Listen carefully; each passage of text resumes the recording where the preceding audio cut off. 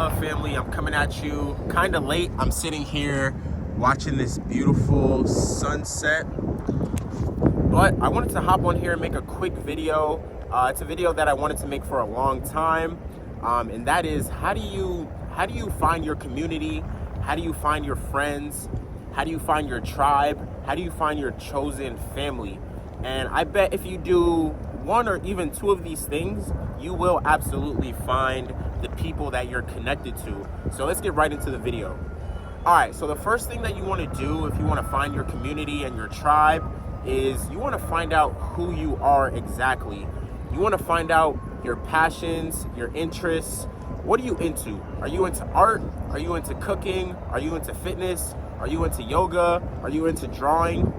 And if you're not really into a lot of things, I recommend you figure out what you're into, find out your passions, try a bunch of different things, because if you're not really into things, it might be hard for you to find friends and a community because you're just a blank slate. And I feel like people come together based on their passions and their interests. It's a good starting point. I'm not saying that's the only thing that connects people, but it's a good starting point, especially if you're a stranger. So that's the first thing. You want to find out exactly what you're into. Are you into fitness? Are you into self-development? Are you into photography? Figure out exactly your interests and your passions, and then you can move on to the next step. The next step is you want to find things that revolve around your passions and your interests. So let me give you a couple examples. So if you're into photography and art, maybe you might go to museums. Maybe you might take a drawing class. Maybe you like going to the movies, film festivals. If you're into dancing, maybe you might take a dance class. If you're into poetry, maybe you might go to a poetry slam. Hopefully you guys are seeing what I'm trying to do is you just want to go to spaces where you might find like-minded people. So that's one way where you could find friends and find your tribe. For me personally, I've always been into running, fitness, and I've made so many friends by joining different clubs and communities and teams. So that has personally worked for me. So yeah, and another thing you could do is you can picture where do you think your friends might be? Are they going to be at a park? Are they going to be at the gym? Where are they? Are they at the library? You got to get creative and figure out where your energy lies. Are you an upbeat person? Do you like going to the club? Do you like going to lounges? Or are you more low key? You might be at a coffee shop or a bookstore. So you kind of got to figure out and experiment with what kind of energy you possess, what kind of energy you want to be around, and that way you could find like-minded people. Another way you could find a bunch of friends or just to find your tribe in general is you want to develop a daily routine. For example, in the morning, you might grab your coffee at a coffee shop or your smoothie at a juice spot, or you might take a cycling class. You want to develop a daily routine or a weekly routine of something that you do on a frequent basis. That way you're crossing paths with similar people every single day. And eventually you're going to form, small friendships. They don't have to be like super deep where you're best friends, but you might just have a buddy, that you might grab a coffee with, or you might take a fitness class with. These small little, connections could develop into something way more.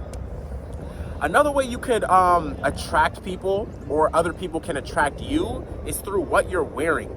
This might seem a little bit materialistic or a little bit shallow, but if you see somebody with a yoga mat, obviously in your head, you're like, they do yoga.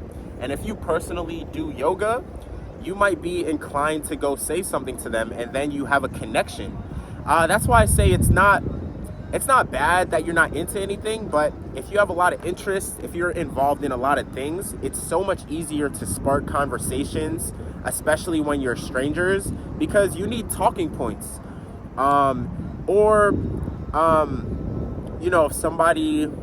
If somebody has a camera, I used to be a photographer, so I was always sparking up conversations with other photographers.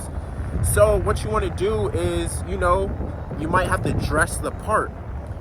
You might have to develop your style into your interests. That way you could better attract other people.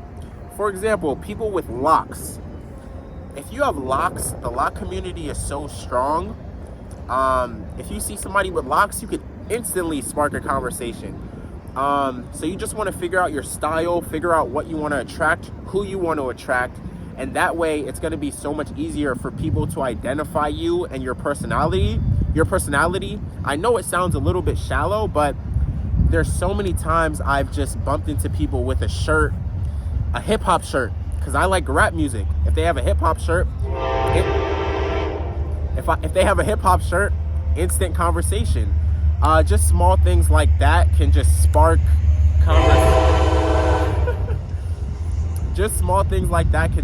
conversations. Or if you have a dog and you go to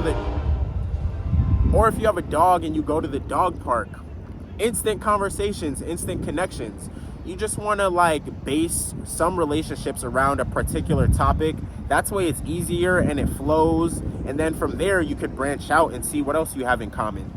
The last thing I'll say is sometimes you might have to develop yourself and elevate yourself in order to hang out in certain circles.